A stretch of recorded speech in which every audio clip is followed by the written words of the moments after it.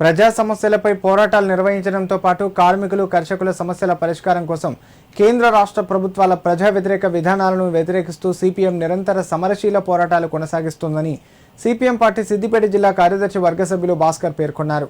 ప్రజలకు అవసరమైన సమయంలో సేవా కార్యక్రమాలు నిర్వహించడం కూడా పార్టీ బాధ్యతగా భావిస్తుందని అన్నారు.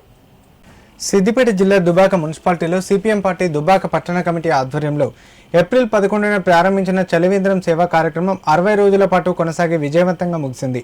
ఈ సందర్భంగా సిపిఎం పార్టీ సిద్దిపేట జిల్లా కార్యదర్శి వర్గ సభ్యులు భాస్కర్ మాట్లాడుతూ తీవ్రమైన వేసవి కాలంలో ప్రజలకు చల్లని తాగునీరు అందించాలనే ఉద్దేశంతో ఈ చలివేంద్రాన్ని ఏర్పాటు చేసినట్లు తెలిపారు.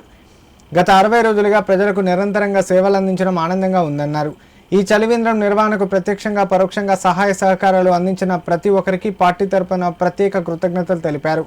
ఈ కార్యక్రమంలో సిపిఎం పార్టీ పట్టణ కమిటీ సభ్యులు ఎండి సాజిద్, బత్తుల రాజు, లక్ష్మీ నారాయణ, లక్ష్మీ నరసయ్య, నరేష్ పాల్గొన్నారు.